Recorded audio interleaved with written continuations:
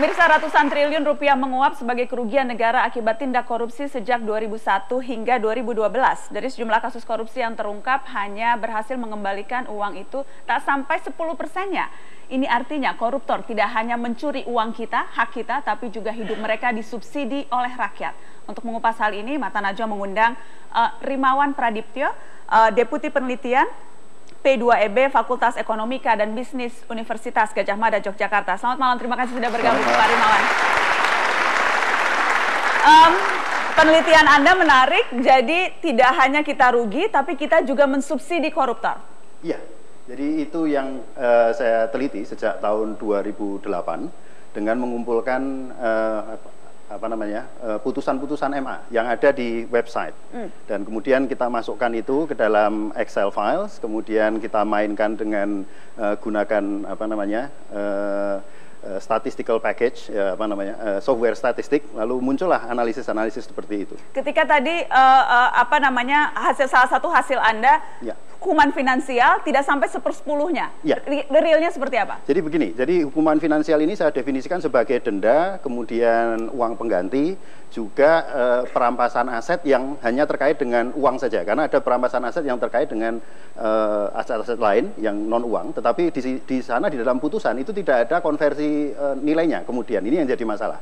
Nah, kalau ini kita gabungkan semuanya, itu hanya sekitar 8,97%, yaitu adalah hanya 15,09 triliun, sementara korupsinya adalah 168,19 triliun. Kita ada catatan angka-angkanya untuk membantu kita semua memahami lebih jelas soal ini. Kita saksikan yang berikutnya.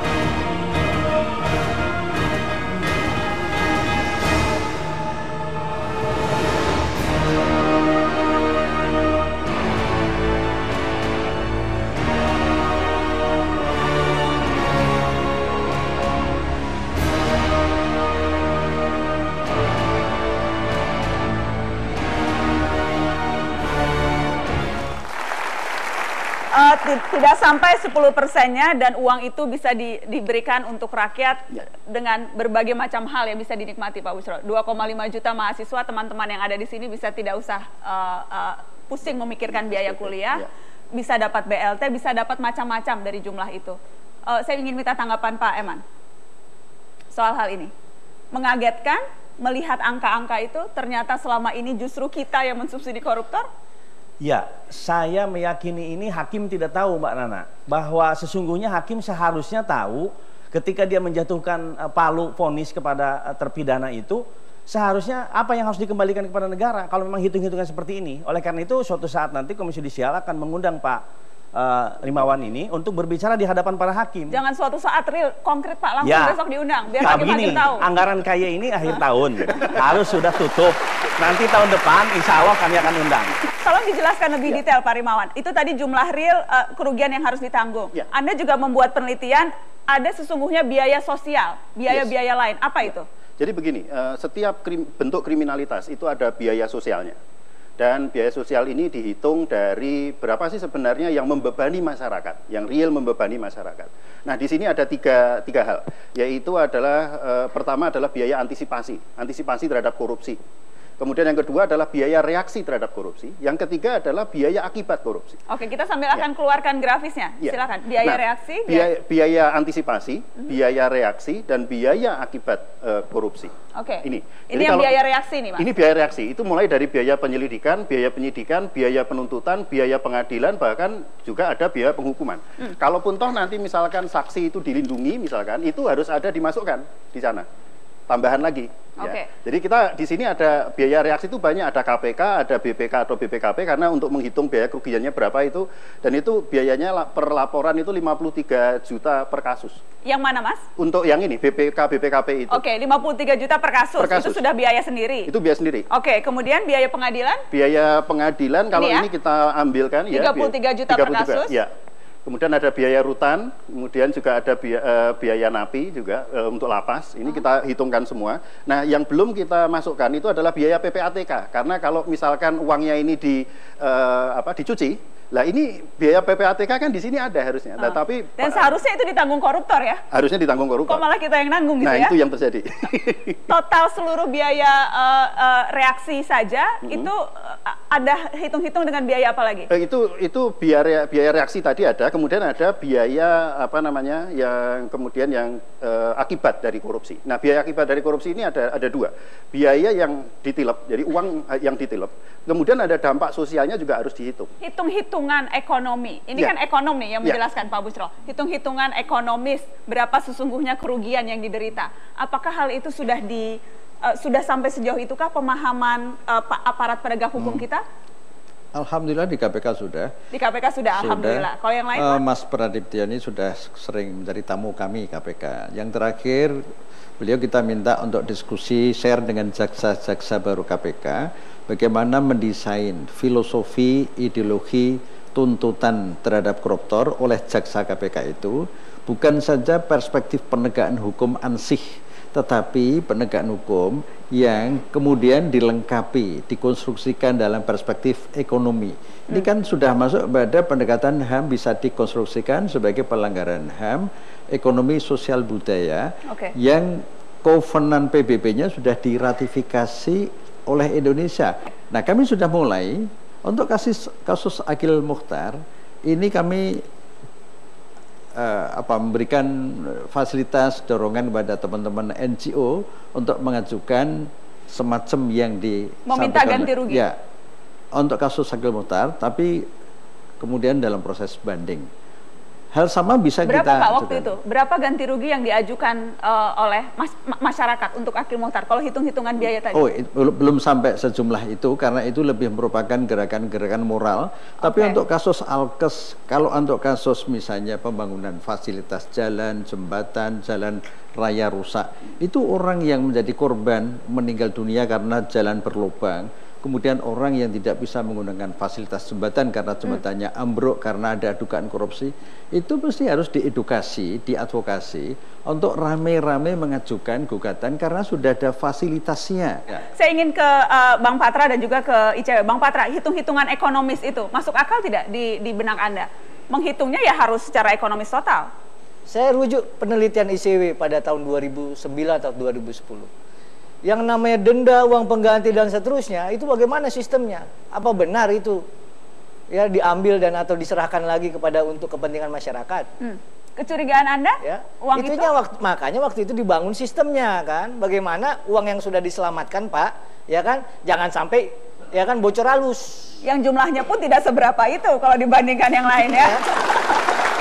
Gitu loh.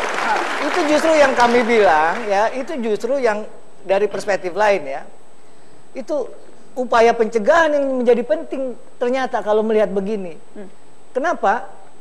Karena kalau dia udah dalam rangka penindakan, seperti kita lihat Pak, Bu, ya, biaya penyelidikan dan seterusnya. Ya, biaya pengadilan 33 persis. juta. Kalau begitu isunya masuk bukan rutan, soal vonis. 51 juta per tahun. Masuk lapas kita bayar lagi 1,86 juta. Nah, oleh karena itu yang saya mau sampaikan, maka hal yang juga pokok, isunya bukan vonis, tapi bagaimana kita mencegah. Jangan kita problem republik dari A sampai Z kita bebankan kepada vonis. Gak fair. Ini ada problem republik. Jangan kita bebankan melulu pada vonis. Ini dari perspektif pengacara. Saya mau kasih tahu contoh paling sederhana. Apa itu? Ketika posisi Anda sebagai pengusaha, persyaratannya lengkap, kita sudah punya itikat baik menjadi pengusaha yang seperti Pak Buchro bilang itu yang baik betul. Syaratnya lengkap, begitu mengajukan ke kepala daerah, ya tidak diterbitkan izinnya, sementara pengusaha lain yang pakai uang itu diterbitkan, saya bisa nggak pengusaha ini melapor ke ICW dan KPK supaya izin saya terbit? Itu dong. Oke. Itu dari perspektif pengacara yang saya tahu itu tadi kasusnya salah satu klien Anda tuh soal suap menyuap itu. Saya mau ke ICW. Kalau tadi disebutkan ICW, kalaupun toh kita sudah meminta agar aparat penegak hukum membebankan biaya lain-lain yang tadi hasil penelitian dari Mas Rimawan dari UGM. Bisakah kita pastikan uang itu akan kembali lagi ke kita? Selama ini denda uang pengganti itu siapa yang nyimpen sih? Ya, kalau itu kan soal eksekusi ada di tangan kejaksaan atau KPK, kalau misalnya kasus tangani oleh KPK. Nah, dari catatan laporan audit BPK 2012, uang pengganti yang belum dieksekusi itu hampir 6 triliun jumlahnya oleh kejaksaan gitu ya. Artinya memang ada persoalan serius soal tidak hanya kita bicara menghukum, tapi bagaimana mengembalikan uang-uang hasil korupsi itu kembali ke kas negara atau ke kas daerah. Gitu. Belum dieksekusi itu artinya masih di rekening ya, para koruptor jadi ada itu? banyak persoalan. Misalnya ini juga jadi persoalan begini. Di ketentuan di Undang-Undang Pidana, di korupsi itu juga menyebutkan kalau dia tidak membayar uang pengganti ada pidana subsidiar setahun atau 2 tahun penjara misalnya itu. Koruptor lebih senang mengganti subsidiar. Daripada gue bayar 20 miliar, mendingan gue tambahan pidana aja setahun atau 2 tahun. Nah, ini jadi persoalan serius gitu. Kemudian yang kedua, saya sendiri sepakat soal membebankan biaya-biaya tambahan untuk koruptor gitu ya. Dalam kasus M. Najarudin menarik bagaimana Najarudin tidak hanya merugikan real misalnya terkait dengan proyek-proyek yang dimanipulatif. Biaya berburu Najarudin itu diperkirakan sampai 5 miliar. Itu tidak pernah dibebankan kepada Berburu Najarudin. sampai ke Columbia tuh. Betul. Jadi nyawa biaya pesawat, berburunya itu tidak dibebankan. Charter pesawat KPK untuk nangkep. 5 miliar itu yang bayar kita ya buat nangkep dia ya. Itu uang APBN pastinya gitu.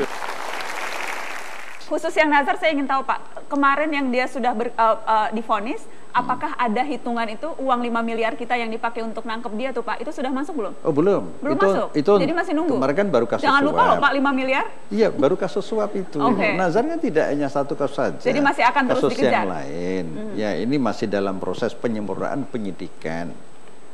Jadi kerangka pemikiran disampaikan itu sudah bukan isu lagi di KPK, itu sudah menjadi bagian dan sudah kita mulai untuk kasus Fatona, kasus Lutfi Hasan Ishak, kemudian kasus juga mengenai Pak Joko Susilo. Itu tafsir-tafsir terhadap pasal 35 ayat 1 itu sudah kami terapkan, pencabutan hak politik. Orang sejenis itu nggak bisa lagi menjabat. Sejenis apa Pak? Pejabat yang melakukan ragu-ragu ditanya jenis apa, melakukan penyelewengan jabatannya. Ketika dia sudah terbukti sudah kehilangan hak moralnya untuk menjabat lagi, dan kami progresif dan dikabulkan sudah sampai inkrah. Ini tren yang positif yang mestinya disambut oleh koleganya Komisi Yudisial ini, para hakim. Seberapa jauh itu disambut positif Pak Eman dari pengamatan Anda? Ya. Karena percuma KPK-nya menuntut, tapi putusan kan memang ada di tangan hakim. Ini baru kelihatan di tingkat Mahkamah Agung, Mbak Nana. Tapi itu juga personifikasinya ada di Pak Artijo sesungguhnya. Belum kelihatan di kamar pidana yang lainnya. Jadi saya khawatir kalau Pak Artijo nanti pensiun, lalu tidak ada penerus Pak Artijo. Jadi progresifnya Pak Artijo sudah kelihatan. Tapi hakim-hakim di bawah ini, budaya memutusnya itu masih belum berpikir progresif. Berpikir ke seperti tadi, budaya ekonominya bagaimana gitu. Mereka normanya ada, kadang-kadang menerapkan norma aja salah. Ada kontradiksi antara pemerintah dengan KPK tuh. KPK berupaya keras memberantas korupsi dan menjebloskan pelaku ke penjara. Pemerintah berupaya secepat-cepatnya membebaskan pelaku korupsi itu keluar dari penjara.